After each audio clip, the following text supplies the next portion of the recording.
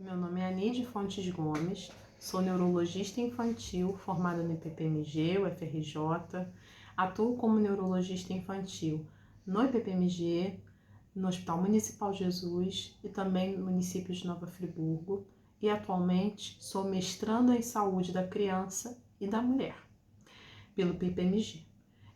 Venho agradecer pelo convite, de poder conversar um pouquinho com todos vocês sobre um assunto extremamente importante, atualmente, que é a terapia gênica.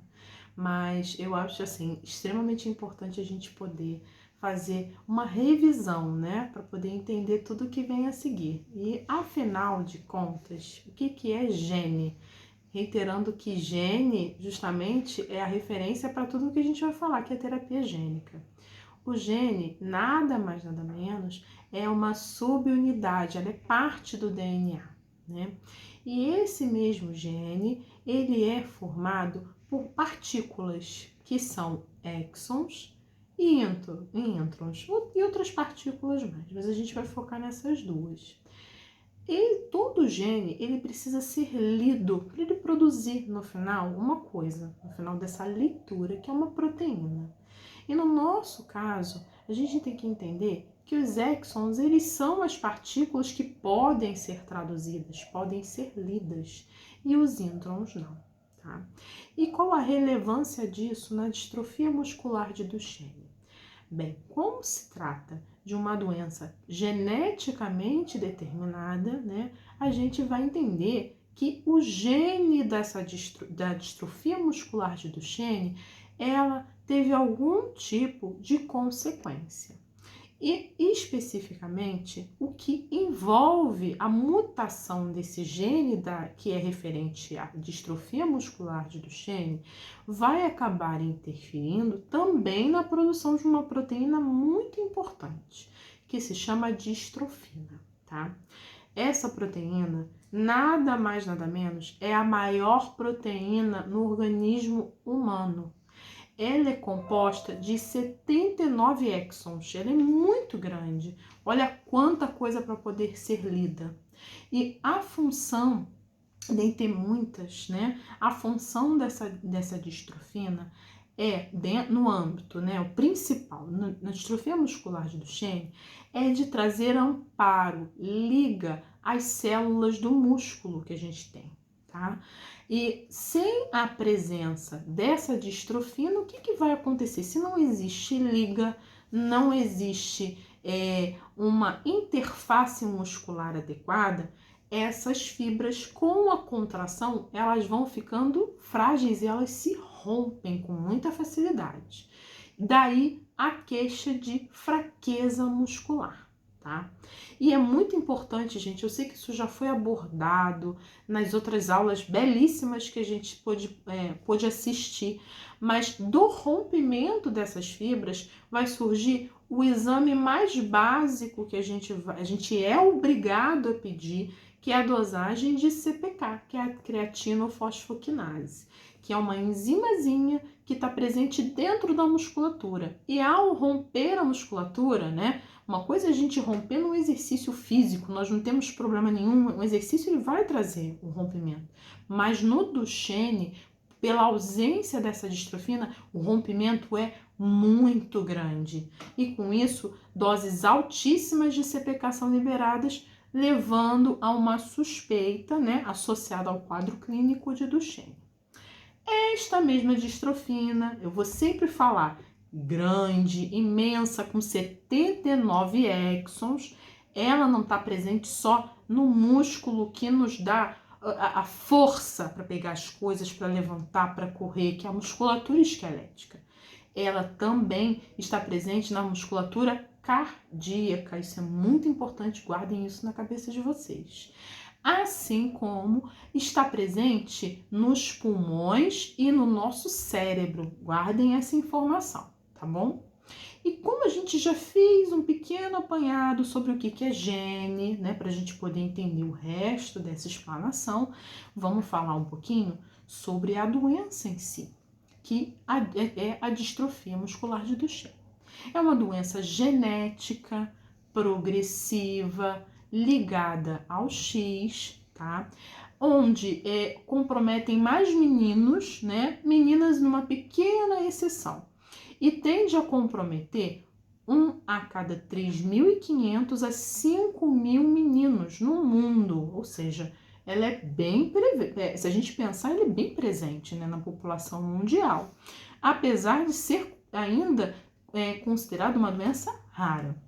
Até não muito tempo atrás, posso estar errada, uns 20 anos atrás, a expectativa de vida, de qualidade de vida desses pacientes era baixíssima. Eu até fico um pouco desconfortável em falar que era quase um atestado de fim para muitos dos pacientes que recebiam esse diagnóstico e também para os seus familiares, porque a gente tem que entender que na maioria dos casos, como ela é ligada ao X, essa mutação, ela vem na grande maioria das mães, que são portadoras desse gene mutado. No entanto, essas mães, ou elas não têm sintoma algum, ou elas podem ter alguns sintomas sim, tá? Isso é uma coisa muito importante que tem sido amplamente discutida no mundo todo, tá? Mas a gente vai voltar de novo um pouco à discussão, que o impacto dessa doença trouxe não só um impacto nos meninos, mas também um impacto nas suas famílias. Porque também os cuidados, apesar de não existir um remédio específico, não existir uma cura, esses cuidados, eles vão se manter extremamente importantes, mesmo com a presença da terapia gênica. E que cuidados são esses? Primeiramente, tudo se começa quando você passa a pensar na doença. Você tem que ter como uma suspeita essa doença. Se você não conhece, se você nem suspeita, você não vai diagnosticar. Então, o diagnóstico precoce é extremamente importante. Uma vez instituído o diagnóstico precoce, a intervenção precoce. Tudo bem, não existe cura, não existe um tratamento, uma terapia gênica, minha gente. Fazer fisioterapia motora, respiratória, terapia ocupacional, fazer fonoaudiologia, isso foram pilares importantíssimos para o cuidado desses meninos com esse diagnóstico. E a participação tão importante quanto de nós médicos também, da assistência obrigatória com cardiologistas que tenham noção do que é o Duchenne, né? Para realizar a proteção cardíaca desses meninos, porque conforme eu falei, a distrofina está presente no coração. A presença também de pneumologistas, uma avaliação inicialmente anual, para sempre acompanhar de perto se vai ser necessário a demanda de uso ou não de assistência ventilatória no futuro, ou mesmo no presente, né? E também o uso do corticoide, que já se passou por várias interpretações, mas hoje a gente sabe que junta tudo isso que eu expliquei para vocês, é extremamente importante também para manter uma boa saúde, né? Tentar manter ao máximo a quantidade, né? A qualidade de força muscular. Mas isso eram situações que eram as únicas situações que a gente tinha em mãos. E hoje a gente tem a terapia gênica. E antes ainda da gente entrar nas terapias em si, a gente tem que entender como é que é pesquisa clínica, né? Porque nenhum remédio acontece simplesmente no mercado. Então, a pesquisa clínica, ela é constituída de fases. Ela tem 4 fases, tá? Sendo a primeira fase, uma fase que é utilizado uma amostra, tá? Essa amostra, ela é feita, a medicação é aplicada num paciente que não tem o diagnóstico, tá? Da doença, é um paciente saudável. E esse paciente, ele terá a avaliação justamente de que se tem algum efeito colateral, se ocorreu alguma coisa indesejada. Ponto. A amostra ela vai constar de mais ou menos 20 a 100 pessoas, mas lembrando, são pessoas que não têm o diagnóstico dessa doença. A segunda fase é a fase 2. Essa fase 2, ela consta de quê? É uma amostra maior, tendo 100 a 300 pessoas, com a doença desta vez. Elas têm que ter um diagnóstico confirmado. E terá avaliado a medicação se ela é segura e também se ela é eficaz, tá? Já a fase 3, interessantíssimo, que isso é uma fase onde você sai de um único centro de pesquisa. É uma fase multicêntrica e com isso o número de pessoas, de amostras envolvidas é muito maior, na ordem de milhares, entre 5 a 10 mil indivíduos com o diagnóstico da doença, serão avaliados, serão comparados os diferentes tratamentos com um tratamento a ser instituído, né, a ser pesquisado. E neste grupo entra também a comparação com um grupo controle, ou seja, com um placebo. Já na fase 4, essa fase, ela consta de quê? Da medicação já aprovada e instituída no mercado para comercialização. Mas isso não quer dizer que essa medicação não vai ser observada, ela precisa ser observada atentamente com relação a efeitos colaterais, ou caso contrário, ela não mais será comercializada, tá? Com relação à terapia gênica, agora a gente vai falar do mais falado, né? Que é o Ataluren. Se a gente falou tanto de exon, o que o Ataluren faz? Imagina uma frase. Às vezes a gente pode ler, trocar a ordem dessa frase e a frase ainda ter um sentido, né? Isso é a leitura do nosso gene. Agora, imagina se depois de tantos rearranjos, a leitura ela já não mais faz sentido. Isso imprime um ponto final. Ponto final, não entendo mais nada.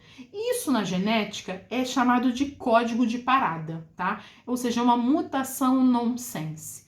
Esse tipo específico de mutação foi o beneficiado para a utilização do Ataluren, tá? Foi a primeira terapia gênica, né, liberada para uso mais amplo, né, e que tem mostrado uma boa resposta na qualidade respiratória nos pacientes em fases mais avançadas, né? Porque esses pacientes, eles vão ter a capacidade maior de movimentação dos membros superiores. Com isso, eles vão conseguir se locomover, continuar se locomovendo com a cadeira de rodas por meios próprios.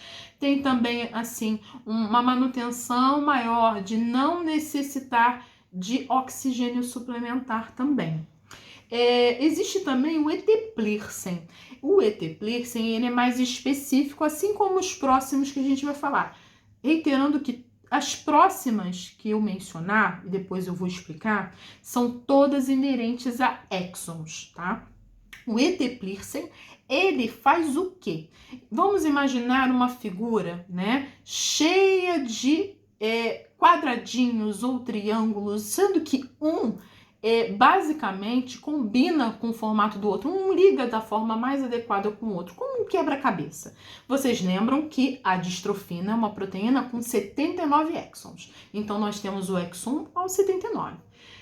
Nas situações onde você tem uma perda, uma deleção de um segmento que simplesmente interrompe a leitura de todo esse gene, o Eteplirsen, dependendo da posição, ele vai fazer o quê? Ele tira o exon 51 e, dependendo do tipo de mutação, ele vai possibilitar que um pedacinho que sobrou lá de cima conecte-se com um pedacinho que sobrou lá de baixo e vai manter a leitura desse gene. Então, esse raciocínio é parecido com as outras medicações a seguir, tá?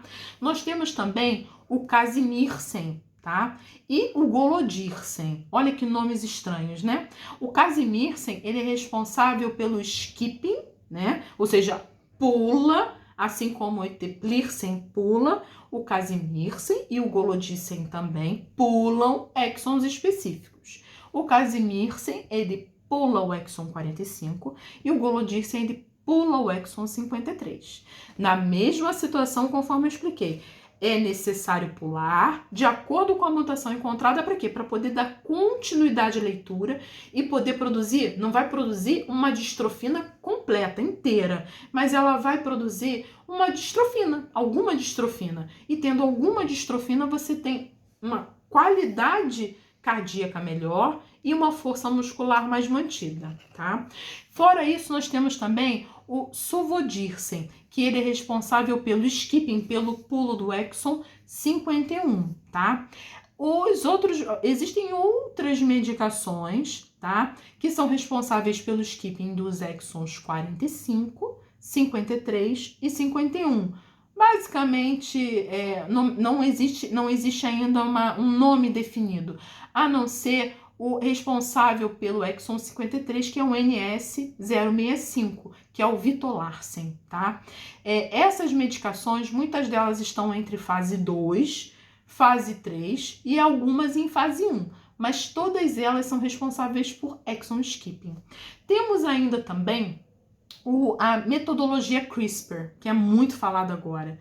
Ela basicamente, ela é muito ampla, é muito interessante, mas ela é responsável pela edição do gene, seja por deleção, adição, troca.